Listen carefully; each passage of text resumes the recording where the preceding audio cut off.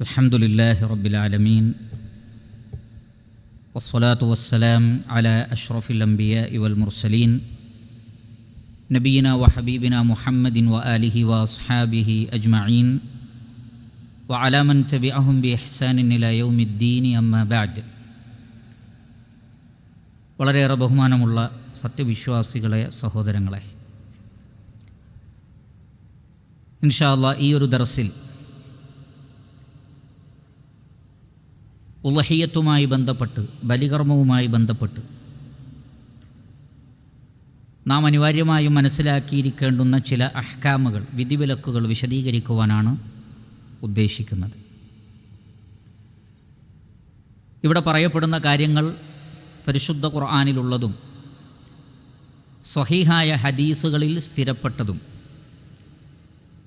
പണ്ഡിതന്മാരുടെ ഇജ്മാ ഉള്ളതോ അല്ലെങ്കിൽ മഹാഭൂരിപക്ഷം പണ്ഡിതന്മാർ പറഞ്ഞതോ അല്ലെങ്കിൽ പണ്ഡിതന്മാരുടെ ഖൗലുകളിലോ റാജിഹായ പ്രബലമായ അഭിപ്രായമായിട്ടുള്ളതോ ആയ വിഷയങ്ങളാണ് ഇൻഷാ അല്ലാഹ് ഇവിടെ വിശദീകരിക്കപ്പെടുക.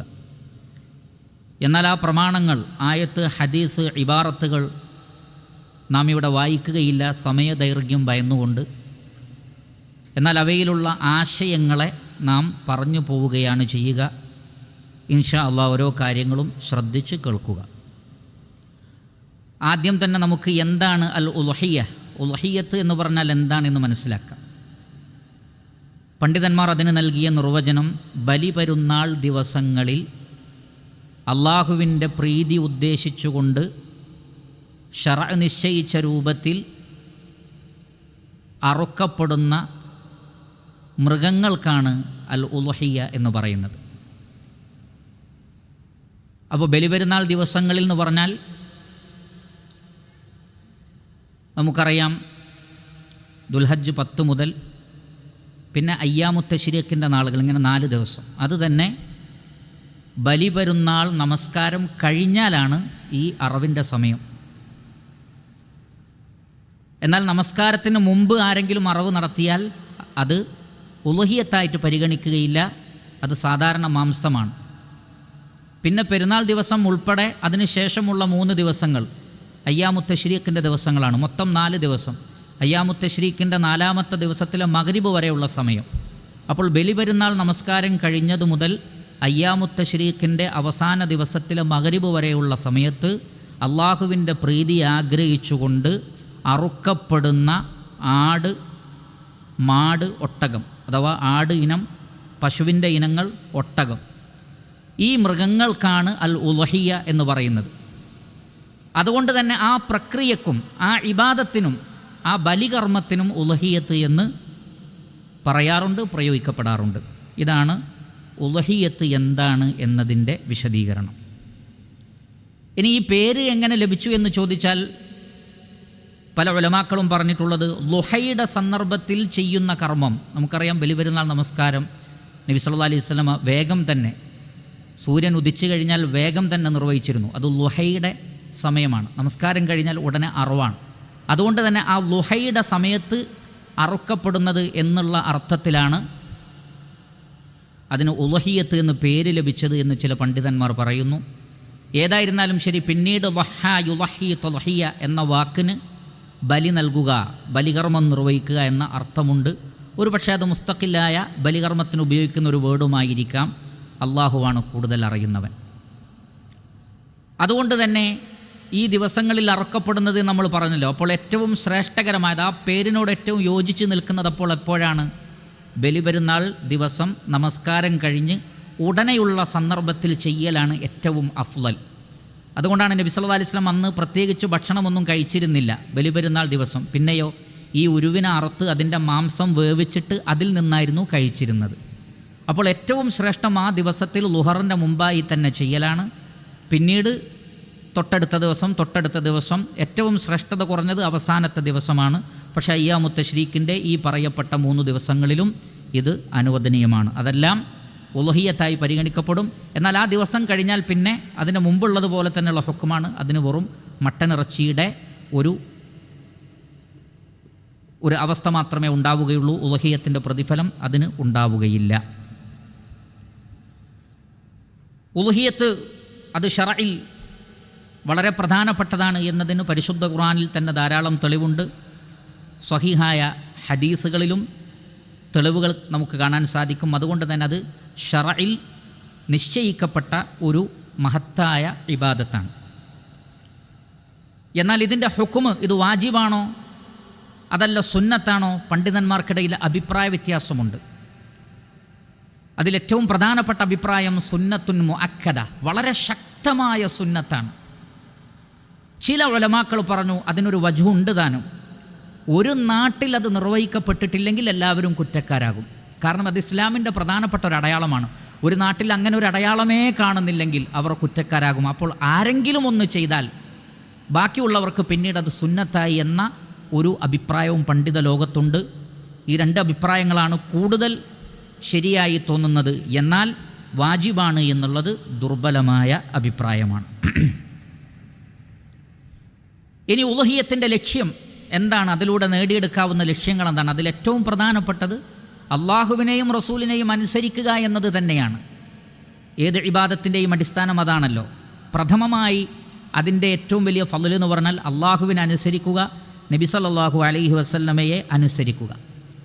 അതേ സന്ദർഭത്തിൽ മഹാനായ ഇബ്രാഹിം അലൈഹിസ്സലാത്തു വസ്സലാമയുടെ ആ ത്യാഗവും ആദർശബോധവും തൗഹീദും എല്ലാം നാം സ്മരിക്കുന്നു.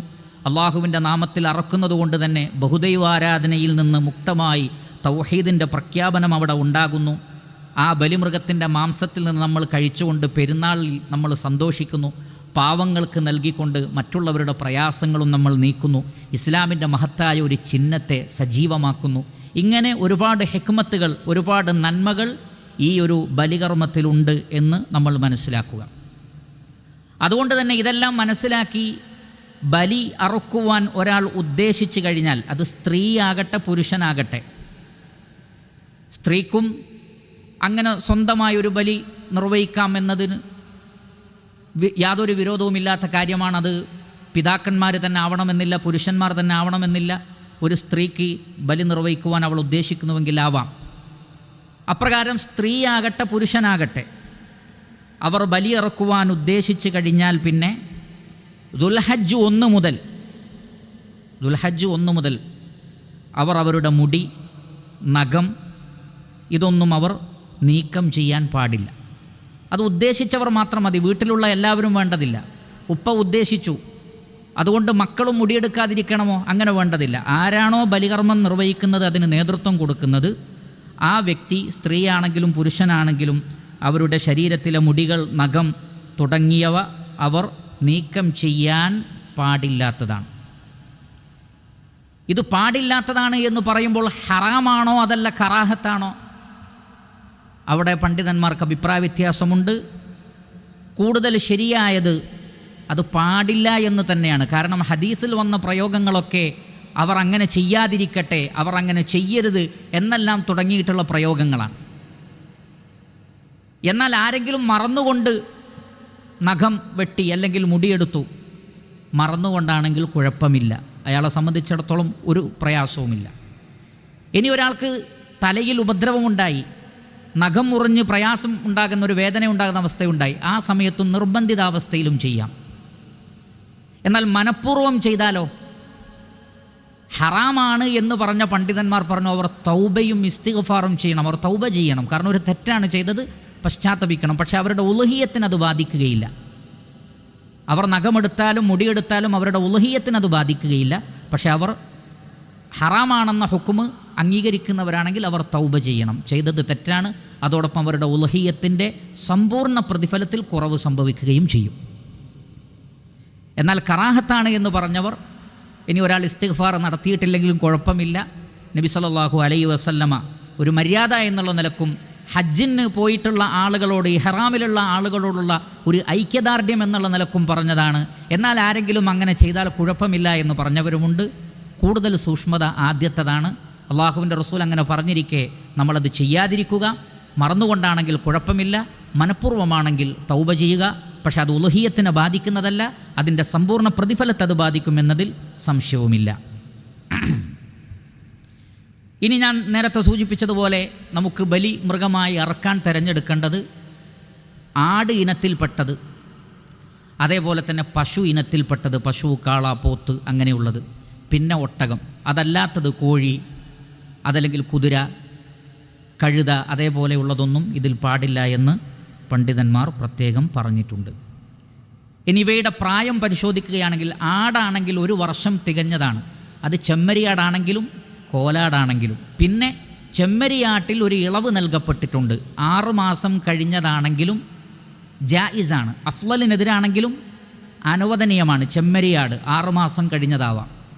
എന്നാൽ കോലാട് ഒരു കാരണവശാലും 1 വർഷം തികയാത്തത് ആവാൻ പാടില്ല. പശു ഇനത്തിൽപ്പെട്ടതാണെങ്കിൽ 2 വർഷം തികഞ്ഞതായിരിക്കണം. ഒട്ടകമാണെങ്കിൽ 5 വയസ്സ് തികഞ്ഞതായിരിക്കണം. അപ്പോൾ ഒട്ടകം 5 വയസ്സ്, പശു ഇനത്തിൽപ്പെട്ടതാണെങ്കിൽ 2 വയസ്സ്, ആടിൻ്റെന്ന് ഞാൻ നേരത്തെ സൂചിപ്പിച്ചതുപോലെ.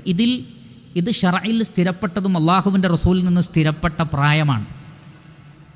അതുകൊണ്ട് തന്നെ ഇതിൽ വിട്ടുവീഴ്ച കാണിക്കരുത്. പലപ്പോഴും കച്ചവടക്കാർ അവരുടെ കൈകളിലുള്ള ഒരു വിറ്റ് പോകാൻ വേണ്ടി അവർ ചിലപ്പോൾ കളവ് പറഞ്ഞേക്കാം.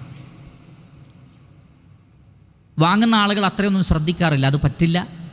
മറിച്ച് അറിയാവുന്ന ആളുകളെ കൊണ്ട് തന്നെ നോക്കിയിട്ട് വേണം അതേപോലെയുള്ള മൃഗങ്ങളെ വാങ്ങേണ്ടത്. കാരണം ഇത് ഇസ്ലാമിക ശരീഅത്തിലെ വളരെ പ്രധാനപ്പെട്ട ഒരു ഇബാദത്താണ്. അള്ളാഹുവിൻ്റെ റസൂൽ ഷർത്ത് നിശ്ചയിച്ചിട്ടുണ്ടെങ്കിൽ ആ ഷർത്തുകൾ പൂർത്തീകരിക്കൽ നമ്മുടെ മേൽ ബാധ്യതയാണ്.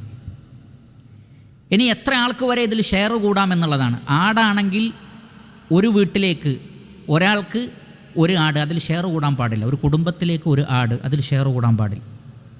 പശുവാണെങ്കിൽ അഥവാ പശു ഇനത്തിൽപ്പെട്ടതാണെങ്കിൽ 7 വരെ പോകാം.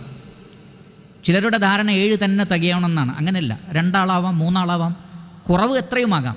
പക്ഷേ 7 കൂടരുത് എന്നേ ഉള്ളൂ. 7 കുറവ് എത്രയുമാകാം. ഒട്ടകമാണെങ്കിൽ 2 അഭിപ്രായങ്ങളുണ്ട്. 10 വരെയാകാം ചില ഹദീസിൻ്റെ അടിസ്ഥാനത്തിൽ. എന്നാൽ വേറെ ചില ഹദീസിൻ്റെ അടിസ്ഥാനത്തിൽ 7 തന്നെയാണ്. അപ്പോൾ ഈ 2 അഭിപ്രായങ്ങൾ ലോകത്തുണ്ട് ഒട്ടകത്തിൻ്റെ വിഷയത്തിൽ. അള്ളാഹുവാണ് കൂടുതൽ അറിയുന്നവൻ. ഏതായിരുന്നാലും 7 വരെ പോകുന്നതാണ് സൂക്ഷ്മത. അതിനപ്പുറത്തേക്ക് കാരണം അത് ഉറപ്പായിട്ടുള്ള വിഷയമാണ്, അതിൽ സംശയമല്ല. അപ്പോൾ ദഅമാ യരീബുക് ഇലാമാ ലാ യരീബുക്. ഇതാണ് ഷെയർ കൂടുന്നതുമായി ബന്ധപ്പെട്ട് പറയാനുള്ളത്. ഇനി ഒരുവിനെ തിരഞ്ഞെടുക്കുമ്പോൾ അത് നല്ല ഇനമായിരിക്കണം എന്ന് പറഞ്ഞാൽ അത് മുസ്തഹബാണ്, വളരെ ഫളലുള്ളതാണ്. നല്ല ഇനം മൃഗങ്ങൾ, നല്ല ഇനം ആട്, നല്ല ഇനം പശു, നല്ല വിലയുള്ളത്, അതേപോലെ തന്നെ നല്ല നിറമുള്ളതായാൽ വളരെ ഖൈർ. മൃഗത്തിൻ്റെ നിറത്തിനനുസരിച്ച് അതിന് ഫളലുണ്ട്. നബി സല്ലല്ലാഹു അലൈഹി വസല്ലം വെള്ളയും കറുപ്പിനോട് ചേർന്ന്, കറുപ്പ് കൂടുതൽ എന്നാൽ വെള്ളയും, ഇത് രണ്ടും കൂടി കലർന്ന ഒരു കളറായിരുന്നു നബി സല്ലല്ലാഹു അലൈഹി വസല്ലം തിരഞ്ഞെടുത്തിരുന്നത്. അതുകൊണ്ട് തന്നെ പല പണ്ഡിതന്മാരും ആ ഒരു കളറിന് അഫ്ളലിയത്ത് കൊടുത്തിട്ടുണ്ട്. അല്ലാഹു ആലം. ഏതായിരുന്നാലും നല്ല കളറുള്ള, നല്ല വിലയുള്ള, മുന്തിയ ഇനമാണെങ്കിൽ, നല്ല ആരോഗ്യമുള്ളതാണെങ്കിൽ വളരെ നല്ലത്. പിന്നീടുള്ളത് ഒട്ടകത്തെയോ പശുവിനെയോ ആടിനെയോ അറക്കുന്നതിൽ ഇതിലേതാണ് ശ്രേഷ്ഠത? ആടിനെ അറക്കുന്നതാണോ ഒട്ടകമാണോ? ഒരു വിഭാഗം പണ്ഡിതന്മാർ പറഞ്ഞു ഒട്ടകമാണ് ശ്രേഷ്ഠമായത്. അവരതിന് പറഞ്ഞ തെളിവ് പള്ളിയിൽ വെള്ളിയാഴ്ച ദിവസം ജുമാക്ക് നേരത്തെ ആദ്യം വരുന്നവർക്ക് ഒട്ടകത്തെ അറുത്തതിൻ്റെ പ്രതിഫലമാണ്.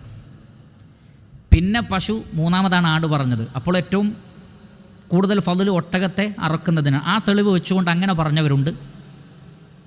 എന്നാൽ വേറെ ചില പണ്ഡിതന്മാർ അത് പറഞ്ഞ അതേ നബി സല്ലല്ലാഹു അലൈഹി വസല്ലമ ഉളുഹിയത്തിന് ആടിനെ അറുത്തിട്ടുള്ളൂ. അപ്പോൾ നബി സല്ലല്ലാഹു അലൈഹി വസല്ലമ ആ പറഞ്ഞത് പൊതുവായി പറഞ്ഞതാണ്. എന്നാൽ ഉളുഹിയത്തിന് ആടാണ് ഖൈർ. കാരണം നബി സല്ലല്ലാഹു അലൈഹി വസല്ലം ആടിനെയാണ് അറുത്തത് എന്നും പണ്ഡിത ലോകത്ത് അഭിപ്രായമുണ്ട്. ഏതായിരുന്നാലും രണ്ടിൻ്റെയും തെളിവ് വെച്ച് നോക്കുമ്പോൾ ആടിന് പല നിലക്കുമുള്ള മഹത്വമുണ്ട്. പ്രത്യേകിച്ച് നബി സല്ലല്ലാഹു അലൈഹി വസല്ലം പറഞ്ഞിട്ടുണ്ട്, സ്വർഗ്ഗത്തിലെ മൃഗങ്ങളിൽ പ്രധാനപ്പെട്ടത് ആടാകുന്നു.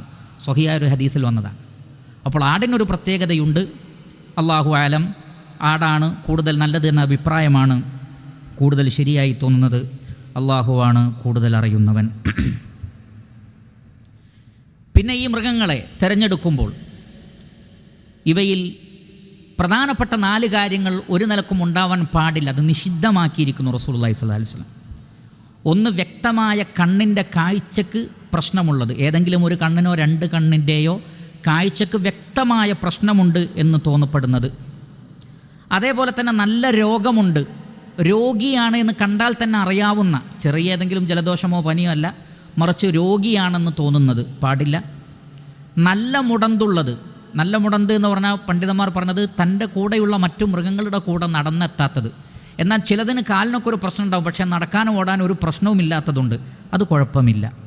അതേപോലെ തന്നെ തീരെ മെലിഞ്ഞത്, ഒട്ടിയത്, തീരെ മാംസമില്ലാത്തത്, ഇത് നാലും പാടില്ല എന്ന് നബി സല്ലല്ലാഹു അലൈഹി വസല്ലം വ്യക്തമാക്കി പറഞ്ഞിട്ടുണ്ട്.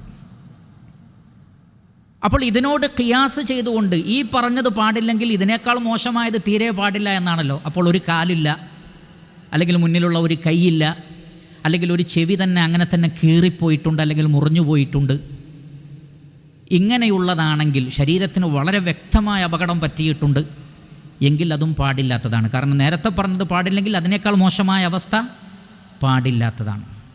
എന്നാൽ കൊമ്പിനൊക്കെ ചെറിയ മുറിവ്, പരിക്ക് കുഴപ്പമില്ല, വാങ്ങുന്ന സന്ദർഭത്തിൽ കുഴപ്പമൊന്നുമില്ല. എന്നാൽ കൊണ്ടുവരുമ്പോൾ അതിനെന്തെങ്കിലും പരിക്ക് പറ്റിയാൽ അതും പ്രശ്നമല്ല. അതേപോലെ തന്നെ വാലിൻ്റെ അറ്റം മുറിഞ്ഞത്, അവിടെ ഉലമാക്കൾ പറഞ്ഞത് നമ്മൾ വേസ്റ്റായി ഒഴിവാക്കുന്നതിനൊക്കെ അപകടം പറ്റിയാലും വലിയ ബുദ്ധിമുട്ടില്ല. എന്നാൽ നമ്മൾ വില കൽപ്പിക്കുന്നതും ആവശ്യമുള്ളതിനും പരിക്ക് പറ്റാൻ പാടില്ല. ഈ നിലക്ക് നമ്മളതിനെ സൂക്ഷിക്കണം. പിന്നെ ഉലമാക്കൾ പറഞ്ഞു, എത്ര കണ്ട് ആരോഗ്യത്തിലും പ്രകൃതത്തിലും സമ്പൂർണ്ണമായതുണ്ടോ അതിനെയാണ് തിരഞ്ഞെടുക്കേണ്ടത്. മറ്റുള്ളതൊക്കെ ജായിസാണെങ്കിൽ കൂടി ഏറ്റവും മുസ്തഹബ് എന്താണ്? ഘടനയിലും ആരോഗ്യത്തിലും നല്ല നിലവാരമുള്ളത് തന്നെ ആയിരിക്കണം. ഇബ്നു അബ്ബാസ് റളിയല്ലാഹു തആല അൻഹു പറയുന്നത്, വമൻ യുഅല്ലിം ശആഇറല്ലാഹ് ഫഇന്നഹാ മിൻ തഖ്വൽ ഖുലൂബ് എന്ന ആയത്തിൻ്റെ വ്യാഖ്യാനത്തിൽ കാണാം, അത് ബലിമൃഗത്തെ സംബന്ധിച്ചാണ്. ബലിമൃഗത്തെ നല്ല ഇനം വാങ്ങി അതിന് നന്നായി ഭക്ഷണം കൊടുത്ത് ഞങ്ങൾ തടിച്ചു കൊഴുത്തതാക്കി ഞങ്ങളതിനെ മാറ്റാറുണ്ടായിരുന്നു ഈ ആയത്തിൻ്റെ അടിസ്ഥാനത്തിൽ നിന്നാണ്. അപ്പോൾ അത് തഖ്വയുടെ ഭാഗം പോലുമാണെന്ത്? നല്ല മുന്തിയ ഇനം തിരഞ്ഞെടുക്കലും അതിനെ അറുക്കലും. അതേപോലെ ഇത് ചെയ്യേണ്ടത് ആരുടെ മേലാണ് ബാധ്യത? സുന്നത്തുൻ മുഅക്കദാണെങ്കിൽ പോലും, ഇനി വാജിബാണെന്ന് പറഞ്ഞാൽ പോലും കഴിവുള്ളവരാണ്. ഇനി കടം വാങ്ങി ചെയ്യാൻ പറ്റുമോ?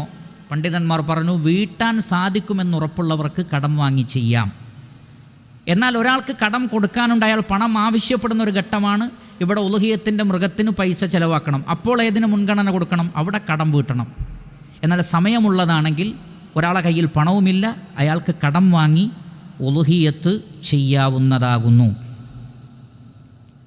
അതേപോലെ തന്നെ ആരെങ്കിലും സമ്മാനമായി നൽകിയാലും വാങ്ങാവുന്നതാകുന്നു. ഒരാൾ പറയാണ്, താങ്കളുടെ കുടുംബത്തിലേക്കുള്ള ഒരുവിനെ ഞാൻ തരാം ഫ്രീ ആയിട്ട്, എങ്കിൽ അത് സ്വീകരിക്കാവുന്നതാണ്, അതും ജായിസാണ് എന്ന് മനസ്സിലാക്കുക. ഇനി ഒരു കുടുംബത്തിലേക്ക് ഒരു ആട് മതിയാകുന്നതാണ്. ആ കുടുംബത്തിലെ പ്രധാനപ്പെട്ട നാഥൻ അറുത്താൽ ആ കുടുംബത്തിലുള്ള എല്ലാവർക്കും അത് മതിയാകുന്നതാണ്. ഇനി ഷെയർ കൂടുന്നതാണെങ്കിൽ ഒരു ഷെയർ അതും മതിയാകുന്നതാണ്. മൊത്തം ഒരു പോത്ത് തന്നെ ആവണമെന്നില്ല. 7 ഷെയറുണ്ട്, അതിലൊരു ഷെയർ ആണെങ്കിലും ഒരു കുടുംബത്തിലേക്കൊരു ഷെയർ മതിയാകുന്നതാണ്. ആ കുടുംബത്തെ എങ്ങനെയാണ് നിശ്ചയിക്കുക? വാപ്പയും ഉമ്മയും മക്കളും. പിന്നെ ഈ മക്കളുടെ കൂടെയാണ് അവരുടെ വാപ്പയും ഉമ്മയും ഉള്ളതെങ്കിൽ, അവരുടെ ചെലവിലാണെങ്കിൽ അവർക്കും അത് മതി. എൻ്റെ വീട്ടിൽ വല്ല സഹോദരിയോ സഹോദരനോ ഉണ്ട്, അവരും മൊത്തത്തിൽ ആ വീട്ടിൽ തന്നെ ഇങ്ങനെ കഴിഞ്ഞു വരുന്നവരാണെങ്കിൽ അവർക്കൊക്കെ ഇത് മതിയാകുന്നതാണ്. ഒരാൾക്ക് ഒന്നിലധികം ഭാര്യമാരുണ്ടെങ്കിൽ ആ 4 ഭാര്യമാർ അല്ലെങ്കിൽ 3 ഭാര്യമാർ അവർക്കൊക്കെ ഒന്ന് മതിയാകുന്നതാണ്. എന്നാൽ വീട്ടിൽ നിന്ന് മാറി വേറെ കുടുംബമായി താമസിക്കുന്ന മക്കളാണെങ്കിൽ അവർ വേറെ തന്നെ അറുക്കേണ്ടതാണ്. ഇനി ഒരു തറവാട്ടിലാണ്, പക്ഷേ വേറെ വേറെ അടുക്കളയാണ്, അങ്ങനെയുള്ള വീടുകളുണ്ട്. അവർ വേറെ വേറെ തന്നെയാണ്, പക്ഷേ ഒരു തറവാട്ടിലാണ്, എങ്കിലും അവർ വേറെ അറുക്കണം. എന്നാൽ ഒരുമിച്ചൊരു വീട്ടിൽ അങ്ങോട്ടും ഇങ്ങോട്ടും ചെലവ് കൊടുത്തുകൊണ്ട് ജീവിക്കുന്നവരാണെങ്കിൽ അവർക്കെല്ലാവർക്കും ഒരു ആട് മതി, അല്ലെങ്കിൽ ഒരു ഷെയർ മതി എന്ന് പണ്ഡിതന്മാർ നമുക്ക് വിശദീകരിച്ചു തന്നിട്ടുണ്ട്. പിന്നെ ചിലർക്ക് അഖീഖ അറക്കാനുണ്ടാകും, ഉളുഹിയത്തും ഉണ്ടാകും. രണ്ടും കൂടി ഒന്നാക്കാൻ പാടുണ്ടോ? പാടില്ല. രണ്ടിനും 2 ലക്ഷ്യമാണ്. ഉളുഹിയത്ത് മുസ്തഖില്ലായ സ്വതന്ത്രമായൊരു ഇബാദത്താണ്. അഖീഖ എന്ന് പറയുന്നത് സ്വതന്ത്രമായ മറ്റൊരു ഇബാദത്താണ്. രണ്ടിൻ്റെയും ലക്ഷ്യം വേറെയാണ്, രണ്ടും ഒരുമിച്ച് ചെയ്യാൻ പാടില്ലാത്തതാണ്.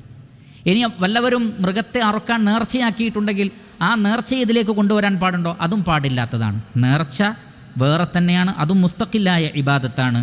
ഇത് രണ്ടിനെയും കൂട്ടിക്കുഴയ്ക്കുവാൻ പാടില്ലാത്തതാണ്.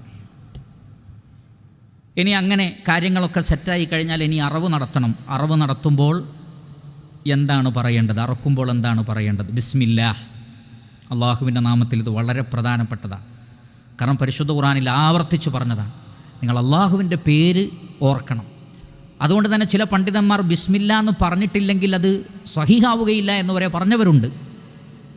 പക്ഷേ സ്വഹീഹാകും എന്നതാണ് പ്രബലമായ അഭിപ്രായം. എന്നിരുന്നാൽ പോലും ഇതിൻ്റെ ഒരു പ്രാധാന്യം വിട്ടുപോകാൻ പാടില്ല.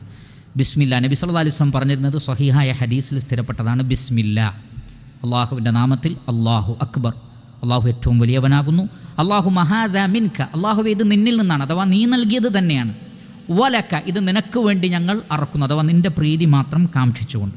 ഹാദ അന്നീ, അള്ളാഹുവേ ഇത് എന്നിൽ നിന്ന് നീ സ്വീകരിക്കണമേ. മറ്റൊരു റിവായത്തിലുള്ളത് അല്ലാഹുമ്മ തഖബ്ബൽ മിൻ മുഹമ്മദിൻ വ ആലി മുഹമ്മദിൻ, അള്ളാഹുവേ എന്നിൽ നിന്നും എൻ്റെ കുടുംബത്തിൽ നിന്നും നീ സ്വീകരിക്കണമേ. മറ്റൊരു റിവായത്തിലുള്ളത് വമിൻ ഉമ്മത്തി, എൻ്റെ ഉമ്മത്തിൽ നിന്ന് നീ സ്വീകരിക്കണമേ എന്ന് പറഞ്ഞാൽ നബി സല്ലല്ലാഹു അലൈഹി വസല്ലമയുടെ ഉമ്മത്തിൽ ഒരു കാരണവശാലും ഉളുഹിയത്ത് അറുക്കാൻ ഒരു വകുപ്പുമില്ലാത്ത അത്രയും ദരിദ്രരും പാവങ്ങളുമായ ആളുകൾക്ക് നബി സല്ലല്ലാഹു അലൈഹി വസല്ലം അന്നേ അറുത്തിട്ടുണ്ട്. ഒരു ഉമ്മത്തിന് വേണ്ടിയുള്ള പ്രവാചകൻ്റെ അറിവ് അള്ളാഹു സ്വീകരിക്കുന്നതാണ്. അതുകൊണ്ട് തന്നെ കഴിവില്ലാത്തവർക്കൊക്കെ നബി സല്ലല്ലാഹു അലൈഹി വസല്ലം ഓൾറെഡി ചെയ്തിട്ടുണ്ട്. അപ്പോൾ നമ്മൾ അറക്കുമ്പോൾ അള്ളാഹു സുബ്ഹാനഹു വ തആലയോട് പറയാം, ഹാദ അന്നി വൻ അഹ്ലി, ഇതെനിക്കും എൻ്റെ കുടുംബത്തിനും വേണ്ടി ഞാൻ അറക്കുന്നതാണ് റബ്ബേ, അല്ലാഹുമ്മ തഖബ്ബൽ, അള്ളാഹുവെ സ്വീകരിക്കണമേ എന്ന് പറയാം. ഇനി ചിലപ്പോൾ അറക്കാൻ ഉദ്ദേശിച്ച ആൾക്ക് അറക്കാൻ കഴിവുണ്ടാവില്ല, മറ്റൊരാളെ വക്കാലത്ത് ഏൽപ്പിക്കേണ്ടി വരും. ഏൽപ്പിക്കാമോ? ഏൽപ്പിക്കാം, കുഴപ്പമില്ല. അപ്പോൾ അദ്ദേഹം പറയേണ്ടത് എന്താണ്? അത് എന്നിൽ നിന്ന് എന്നല്ല പറയേണ്ടത്. പിന്നെയോ ഈ പറഞ്ഞതൊക്കെ പറഞ്ഞതിന് ശേഷം അദ്ദേഹം പറയേണ്ടത് അല്ലാഹുമ്മ ഹാദ അൻ ഫുലാനിൻ, അള്ളാഹുവേ ഇത് ഇന്ന ആളിൽ നിന്നാണ്. അത് ഏത് വ്യക്തിയാണോ, ബഷീറാണോ, റാഫി ആണോ, ആരാണോ, അവരുടെ പേര് പറഞ്ഞുകൊണ്ട് അല്ലാഹുമ്മ തഖബ്ബൽ മിൻ ഫുലാനിൻ വ ആലി ഫുലാനിൻ, ഇന്ന ആളിൽ നിന്നും അയാളുടെ കുടുംബത്തിൽ നിന്ന് സ്വീകരിക്കണമെന്ന് പറഞ്ഞ് ആർക്കാണോ അറക്കുന്നത് അവരുടെ പേര് പ്രത്യേകം പറയൽ സുന്നത്താണ്. ഇനി ഇതൊന്നും പറഞ്ഞിട്ടില്ലെങ്കിലും കുഴപ്പമില്ല, ബിസ്മിയാണ് ഇതിൽ ഏറ്റവും പ്രധാനപ്പെട്ടത്. അതേപോലെ തന്നെ അത് കഴിഞ്ഞാൽ പിന്നെ തക്ബീർ. ബാക്കിയുള്ളതൊക്കെ നമ്മുടെ മനസ്സിൽ നിയ്യത്തുള്ളതാണ്, നാവിൽ വന്നിട്ടില്ലെങ്കിൽ കുഴപ്പമില്ല. പക്ഷേ നാവിൽ റസൂലുള്ള പ്രത്യേകം പറഞ്ഞ് കാണിച്ചു തന്നതുകൊണ്ട് ഇതേപോലെ പറയുന്നത് അതിൻ്റെ പരിപൂർണ പ്രതിഫലത്തിന് ഉപകാരപ്പെടും.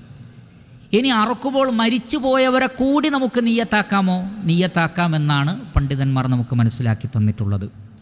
കാരണം മരിച്ചവർക്ക് വേണ്ടിയുള്ള സദക്കകൾ, അവർക്ക് വേണ്ടി ചെയ്യുന്ന അറവുകൾ എല്ലാം പൊതുവെ സ്വീകരിക്കപ്പെടുമെന്ന് സ്വഹീഹായ ഹദീസിൽ വന്നിട്ടുണ്ട്. അപ്പോൾ നമ്മൾ അറക്കുമ്പോൾ അല്ലാഹുവേ ഇത് എനിക്കും എൻ്റെ കുടുംബത്തിനും, ആ കുടുംബത്തിൽ മരിച്ചുപോയവരെ കൂടി നമ്മുടെ മനസ്സിൽ കരുതാം. എൻ്റെ മരിച്ചുപോയ എൻ്റെ ഉമ്മ, എൻ്റെ മരിച്ചുപോയ ഉപ്പ, അവരെ കൂടി മനസ്സിൽ നിയ്യത്താക്കുന്നതിൽ വിരോധമില്ല. എൻ്റെ കുടുംബത്തിൽ നിന്ന് സ്വീകരിക്കണേ എന്ന് പറഞ്ഞതിൽ തന്നെ ഇതെല്ലാം ഉൾപ്പെടുന്നതാണ്.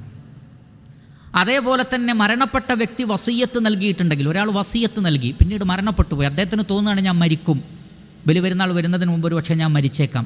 അപ്പോൾ വസിയ്യത്ത് നൽകിയാൽ അവർക്ക് വേണ്ടി അറുക്കൽ വാജിബാണ്. കാരണം അത് വസിയ്യത്ത് വീടലാണ്. കഴിവുണ്ടെങ്കിൽ മക്കൾ വീടണം, എന്നാൽ മക്കൾക്ക് കഴിവില്ലെങ്കിൽ അവരിൽ നിന്ന് അത് പ്രശ്നമില്ല. എന്നാൽ കഴിവുള്ള മക്കളാണെങ്കിൽ ഉമ്മയും വാപ്പയോ ആരെങ്കിലും വസിയ്യത്ത് നൽകിയിട്ടില്ലെങ്കിൽ അത് അറുക്കണം. എന്നാൽ മരിച്ചവർക്ക് വേണ്ടി മുസ്തഖിലായ അറിവുണ്ടോ? നമ്മൾക്ക് വേണ്ടി ഒന്നുമല്ല, മരിച്ചൊരാൾക്ക് വേണ്ടി പ്രത്യേകം ഒരു ഉരുവിനെ വാങ്ങി അറക്കുക, അത് സുന്നത്തിൽ സ്ഥിരപ്പെടാത്തതാണ്. റസൂലുള്ളാഹി സ്വല്ലല്ലാഹു അലൈഹി വസല്ലമ നബിയുടെ കുടുംബത്തിലെ പ്രധാനപ്പെട്ട ആളുകളെല്ലാം മരണപ്പെട്ടിട്ടും അവർക്ക് വേണ്ടി പ്രത്യേകം ഒന്നുകിൽ ഖദീജ ബീവിക്ക് വേണ്ടിയുള്ള ഉളുഹിയത്താണ്, അല്ലെങ്കിൽ ഹംസ റളിയല്ലാഹു അൻഹുവിന് വേണ്ടി, അങ്ങനെ നബി സ്വല്ലല്ലാഹു അലൈഹി വസല്ലം പറഞ്ഞിട്ടില്ല. അപ്പോൾ മരിച്ചവർക്ക് പ്രത്യേകമായിട്ടൊരു ഉരുവിനെ വാങ്ങി അറക്കുന്നത് സുന്നത്തിൽ സ്ഥിരപ്പെട്ടതല്ല. എന്നാൽ നമ്മൾ അറക്കുന്നതിൽ മരിച്ചവരെ കൂടി നിയ്യത്താക്കുന്നതിൽ വിരോധമില്ല. ഇനി ഈ മാംസം അറുത്ത് കഴിഞ്ഞാൽ ഈ മാംസം എന്താണ് ചെയ്യേണ്ടത്? നമുക്ക് കഴിക്കാം, കുറച്ച് എടുത്തു വെക്കാം, ഫ്രിഡ്ജിലോ മറ്റോ എടുത്തു വെക്കാം, പാവങ്ങൾക്ക് കൊടുക്കുകയും ചെയ്യാം. അതിൻ്റെ അളവൊന്നും കൃത്യമായി നിശ്ചയിക്കപ്പെട്ടിട്ടില്ല. ഇത്ര ഓഹരി, 1/3 അതല്ലെങ്കിൽ 3 ഭാഗിച്ച് ഇത്ര അങ്ങനെയുള്ള വന്നിട്ടുള്ള ഹദീസുകൾ സ്ഥിരപ്പെട്ട ഹദീസുകളല്ല. മറിച്ച് ഖുർആനിൽ പറയുന്നത് നിങ്ങളും കഴിക്കുക, മറ്റുള്ളവർക്കും കൊടുക്കുക. ഇത് രണ്ടും നടന്നാൽ അതിൻ്റെ അളവ് ശതമാനത്തിൽ വ്യത്യാസമുണ്ടെങ്കിലും കുഴപ്പമില്ല. നബി സല്ലല്ലാഹു അലൈഹി വസല്ലം പറഞ്ഞത് കുലൂ വതസദ്ദഖൂ വദ്ദഖിറൂ, നിങ്ങൾ തിന്നോളൂ, സദക്ക ചെയ്തോളൂ, കുറച്ച് നിങ്ങൾ വേണമെങ്കിൽ പിന്നീടേക്ക് എടുത്തു വെക്കുകയും ചെയ്തോളൂ. അപ്പോൾ അതിനൊന്നും കുഴപ്പമില്ല. പാവങ്ങൾക്കെത്തൽ നിർബന്ധമാണ്. ഓരോഹരി നമ്മളും കഴിക്കൽ നിർബന്ധമെന്ന് പറഞ്ഞാൽ ഇതിൻ്റെ ലക്ഷ്യം തന്നെ ഫക്കീറുകൾക്ക് കൊടുക്കുക, അതോടൊപ്പം അതിൽ നിന്ന് നമ്മളും കഴിക്കുക എന്നുള്ളതാണ്. അത് നഷ്ടപ്പെട്ടാൽ പിന്നെ അതിൻ്റെ ഒരു പ്രാധാന്യത്തിൽ വലിയ കുറവ് സംഭവിക്കുന്നതാണ് എന്ന് ഉലമാക്കൾ വിശദീകരിച്ചിട്ടുണ്ട്. ഇനി ഈ മാംസം അമുസ്ലിമീങ്ങൾക്ക് കൊടുക്കാൻ പറ്റുമോ? ഈ മാംസത്തോട് അനാദരവ് കാണിക്കാത്ത അമുസ്ലിമീങ്ങൾക്ക് കൊടുക്കുന്നതിൽ വിരോധമില്ല. എന്നാൽ ഇതിനെ ഇഷ്ടപ്പെടാത്ത, പശുവിനെ അറക്കാൻ പാടില്ല, അതേപോലുള്ളതിനെ അറക്കാൻ പാടില്ല, അതൊക്കെ വലിയൊരു തെറ്റായും മറ്റും കാണുന്ന, അതിനൊക്കെ വെറുപ്പോടുകൂടി കാണുന്നവരെ ഒരിക്കലും തീറ്റിക്കുവാനോ അവർക്ക് കൊടുക്കുവാനോ പാടില്ലാത്തതാണ്. എന്നാൽ അങ്ങനെയൊന്നും ചിന്തിക്കാത്ത നമ്മുടെ അയൽവാസികളോ കൂട്ടുകാരോ ഒക്കെ അവർ ഫക്കീറുകളാവണമെന്ന് നിബന്ധനയൊന്നുമില്ല. ഇത് മുഴുവനായും ഫക്കീറുകൾക്ക് തന്നെ കൊടുക്കാവൂ എന്നൊരു നിബന്ധനയുമില്ല. പണക്കാരായ ആളുകളാകട്ടെ നമ്മുടെ സുഹൃത്ത് ബന്ധങ്ങളിൽ, കുടുംബങ്ങളിൽ, അയൽവക്കങ്ങളിലൊക്കെ ഉണ്ടെങ്കിൽ അവർക്ക് കൊടുക്കാം. അവർ അമുസ്ലിമീങ്ങളാണെങ്കിലും കുഴപ്പമില്ല. എന്നാൽ അതിനോട് അനാദരവ് കാണിക്കുന്ന ആളുകൾക്ക് ഒരു നിലക്കും കൊടുക്കാൻ പാടില്ലാത്തതാണ്. ഇനി അറക്കുന്ന ആളുകൾ അതിൽ നിന്ന് ഒന്നും വിൽപ്പന നടത്തരുത്, എല്ലാം സദഖയായി പോകണം. അറക്കുന്ന ആളുകൾ അതിൻ്റെ മാംസം വിൽക്കാൻ പാടില്ല, അതിൻ്റെ തൊലി വിൽക്കാൻ പാടില്ല, എല്ലാം സദഖയായി നൽകേണ്ടതാണ്. എന്നാൽ മാംസം നൽകപ്പെട്ടവർക്ക് വിൽക്കാമോ? അവർക്ക് വിൽപ്പന നടത്തുന്നതിന് കുഴപ്പമില്ല. ഇപ്പോൾ ഒരു ഫക്കീറിന് ഒരുപാട് മാംസം കിട്ടി, ഇതെല്ലാം കൂടി അദ്ദേഹത്തിന് വേണ്ട എടുത്തു വെക്കാനും കഴിയില്ല. അദ്ദേഹം വിചാരിക്കുകയാണ് കുറച്ച് മാംസം ഞാൻ വിൽക്കട്ടെ, അനുവദനീയമാണ്. ചില ആളുകൾ അവൻ അങ്ങനെ മാംസം വിറ്റു, എന്നാൽ ഇനി അവന് ഞാൻ കൊടുക്കൂല, അങ്ങനെ പറയേണ്ടതില്ല.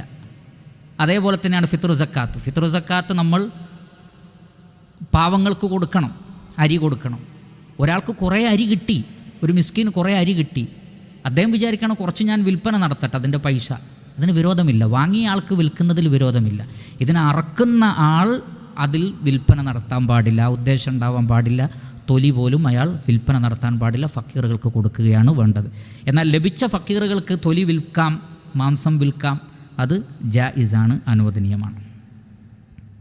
ഇനി പണം കൊടുക്കാൻ പറ്റുമോ? ഉളുഹിയത്ത് അറക്കുന്നില്ല, മറിച്ച് അതിൻ്റെ പണം ഫക്കീറുകളെ ഏൽപ്പിച്ചാൽ മതിയോ? പറ്റൂല. മൃഗത്തെ അറക്കുക തന്നെ വേണം, അതിൻ്റെ മാംസം തന്നെയാണ് കിട്ടേണ്ടത്. ഇനി കടയിൽ പോയി മാംസം വാങ്ങി കൊടുത്താലോ? തൽക്കാലം അറക്കുന്നില്ല, വലിയ ബുദ്ധിമുട്ടാണ്, അറക്കാൻ ആളൊന്നുമില്ല. അപ്പോൾ കടയിൽ പോയി ഒരു 10 കിലോ മാംസം വാങ്ങി കൊടുത്താൽ ഉളുഹിയത്താകുമോ? അതും ആവുകയില്ല. കാരണം അവരവിടെ അറുത്തത് വേറെ നീയത്തിലാണ്. നമ്മൾ ഉളുഹിയത്തിൻ്റെ നീയത്തിൽ തന്നെ അറക്കുമ്പോഴേ അത് ഉളുഹിയത്തിൻ്റെ മാംസമാവുകയുള്ളൂ. കടയിൽ പോയി വാങ്ങിയാൽ അത് ഉളുഹിയത്തായി പരിഗണിക്കപ്പെടുകയില്ല. പിന്നെ അറക്കുമ്പോൾ നല്ല ആ ഉടമസ്ഥനെ അറക്കലാണ് നല്ലത്. നബി സല്ലല്ലാഹു അലൈഹി വസല്ലം സ്വയം അറത്തിരുന്നു. ഇനി മറ്റൊരാളെ ഏൽപ്പിക്കുകയാണെങ്കിൽ അവർക്കും അറക്കാം, പക്ഷേ നല്ല മൂർച്ചയേറിയ കത്തി കൊണ്ട് അറക്കണം. മറ്റു മൃഗങ്ങൾ കാണാതിരിക്കുക, അവയെ വേദനിപ്പിക്കാതിരിക്കുക, അങ്ങനെ വളരെയധികം മര്യാദയോടുകൂടി, ബഹുമാനത്തോടുകൂടി. കാരണം അത്തരം മൃഗങ്ങളെ ആദരിക്കൽ പോലും തഖ്വയിൽപ്പെട്ടതാണ്. അതുകൊണ്ട് അതിനോട് ഒരു നിലക്കും അനാദരവ് കാണിക്കുവാൻ പാടില്ലാത്തതാണ്. അവസാനമായി സൂചിപ്പിക്കാനുള്ളത്, ഉളുഹിയത്തുമായി ബന്ധപ്പെട്ട് ഖുർആനിലും ഹദീസിലും വന്ന ഈ കാര്യങ്ങൾക്കപ്പുറത്ത് ഒരുപാട് ഹദീസുകൾ ചിലപ്പോൾ നമ്മുടെ ശ്രദ്ധയിൽപ്പെട്ടേക്കാം. ഒരാൾ ഉളുഹിയത്ത് അറുത്താൽ അതിൻ്റെ ഇത്ര രോമങ്ങൾക്കനുസരിച്ച് ഇത്ര കൂലി, അതിൻ്റെ ഇത്ര രക്തം തുള്ളിയുറ്റിയാൽ ഇത്ര കൂലി, അങ്ങനെ പറഞ്ഞുകൊണ്ട് ഉളുഹിയത്തിൻ്റെ ഫളായിലുമായി ബന്ധപ്പെട്ട് ഒരു ഹദീസും സ്ഥിരപ്പെട്ടു വന്നിട്ടില്ല. അതല്ലാതെ നമ്മൾ നേരത്തെ പറഞ്ഞ ശർഇൽ അതിൻ്റെ പ്രാധാന്യവും കാര്യങ്ങളൊക്കെ ഉണ്ട്. അതിനപ്പുറത്ത് ഒരു മൃഗത്തെ അറുത്താൽ ഇന്ന കൂലി, അതിൻ്റെ രോമത്തിന് ഇന്നെന്ന കൂലി, അതിൻ്റെ രക്തത്തിന് ഇന്നെന്ന കൂലി, ആ മൃഗത്തിൻ്റെ പുറത്ത് കയറി സ്വർഗത്തിലേക്ക് പോകും, ഇങ്ങനെ തുടങ്ങിയിട്ടുള്ള ഒരുപാട് ഹദീസുകളൊക്കെ ഉണ്ട്. ഈ പറയപ്പെട്ട ഹദീസുകളിൽ ഒന്നുപോലും സ്ഥിരപ്പെട്ടതല്ല എന്നും ദുർബലമായതോ അങ്ങേയറ്റം ദുർബലമായതോ കെട്ടിച്ചമക്കപ്പെട്ടതോ ആണ് എന്ന് ഹദീസ് നിദാന ശാസ്ത്രത്തിൽ പാണ്ഡിത്യമുള്ള പർവ്വത സമാനരായ പണ്ഡിതന്മാർ രേഖപ്പെടുത്തിയിട്ടുണ്ട്. അതുകൊണ്ട് തന്നെ അത്തരം ഹദീസുകളൊക്കെ ശ്രദ്ധയിൽപ്പെടുമ്പോൾ അത് മനസ്സിലാക്കുന്നതും അത് ഷെയർ ചെയ്യുന്നതുമൊക്കെ ശ്രദ്ധിക്കണമെന്ന് പ്രത്യേകം ഓർമ്മപ്പെടുത്തുകയാണ്. ഏതായിരുന്നാലും ശരി, ഇസ്ലാമിലെ വളരെയധികം പ്രാധാന്യം നൽകപ്പെട്ടിട്ടുള്ള ഈ ഒരു മഹത്തായ ഷിആറിനെ നമ്മൾ നിലനിർത്തുക. നമ്മളിൽ സാധിക്കുന്ന ആളുകൾ എത്രത്തോളം ചോദിച്ചാൽ നബി സല്ലല്ലാഹു അലൈഹി വസല്ലം പറഞ്ഞിട്ടുള്ളത്, കഴിവുണ്ടായിട്ടും ഉളുഹിയത്ത് അറക്കാത്ത ആളുകൾ എൻ്റെ മുസല്ലയിലേക്ക് വരേണ്ടതില്ല, അഥവാ അതിന് തീരുമാനിക്കാത്ത ആളുകൾ മുസല്ലയിലേക്ക് വരേണ്ടതില്ല എന്ന് നബി സല്ലല്ലാഹു അലൈഹി വസല്ലം പറഞ്ഞത് പല പണ്ഡിതന്മാർ ഇത് വാജിബാണെന്ന് പറയാൻ ഈ ഹദീസ് തെളിവാക്കിയിട്ടുണ്ട്. എന്ന് പറഞ്ഞാൽ അത്രയ്ക്ക് ഗൗരവമുള്ളതാണ്, കഴിവുള്ള ആളുകൾ അത് ചെയ്യണം എന്നാണ് നബി സല്ലല്ലാഹു അലൈഹി വസല്ലം ബോധ്യപ്പെടുത്തിയിട്ടുള്ളത്. ഇനി അയ്യാമുത്ത് തശ്രീഖിൻ്റെ നാളുകളിൽ ഏതെങ്കിലും ഒരു ദിവസം നിയ്യത്താക്കിയാലും അതും ജായിസാണ്. ബലിപെരുന്നാളിൻ്റെ മുമ്പ് തന്നെ നിയ്യത്താക്കണമെന്നില്ല. ഒരാൾക്ക് അദ്ദേഹത്തിന് അതിൻ്റെ ഗൗരവമൊന്നും അറിയാതെ അല്ലെങ്കിൽ ശ്രദ്ധിക്കാതെ ഇങ്ങനെ പോയി പിന്നെയാണ് ഇതിൻ്റെ ഗൗരവം ആളുകളൊക്കെ അറക്കുന്നു. അപ്പോൾ ഞാനത് ചെയ്തിട്ടില്ലെങ്കിൽ ഇത് ശരിയല്ലല്ലോ, ഒരു പുണ്യകർമ്മത്തിനുള്ളൊരവസരമല്ലേ എന്ന് അയ്യാമുത്ത് തശ്രീഖിൻ്റെ അവസാന സമയത്ത് അദ്ദേഹത്തിന് തോന്നിയിട്ട് വാങ്ങി അറുത്താലും അതും സ്വീകരിക്കപ്പെടും. കാരണം ഈ ദിവസങ്ങളിൽ അറക്കുന്നതിനാണ് ഉളുഹിയത്ത് എന്ന് പറയുന്നത്. അപ്പോൾ ഈ നിർവചനപ്രകാരം അത് സ്വീകരിക്കപ്പെടും. അതുകൊണ്ട് തന്നെ ആ അവസാന നിമിഷത്തെ അവസരവും ഉപയോഗപ്പെടുത്തണം. പക്ഷേ അതിന് കാത്തു നിൽക്കാതെ നേരത്തെ തന്നെ തീരുമാനമെടുക്കുക. അല്ലാഹു സുബ്ഹാനഹു വ തആല നാം ഏവരെയും അനുഗ്രഹിക്കട്ടെ. വസല്ലല്ലാഹു വസല്ലമ അലാ നബീന മുഹമ്മദിൻ വ ആലിഹി വസഹ്ബിഹി അജ്മഈൻ വൽഹംദുലില്ലാഹി റബ്ബിൽ ആലമീൻ. സുബ്ഹാനകല്ലാഹുമ്മ വബിഹംദിക അഷ്ഹദു അൻ ലാ ഇലാഹ ഇല്ലാ അൻത അസ്തഗ്ഫിറുക വ അതൂബു ഇലൈക്. വസ്സലാമു അലൈക്കും വറഹ്മത്തുള്ളാഹി വബറകാതുഹു.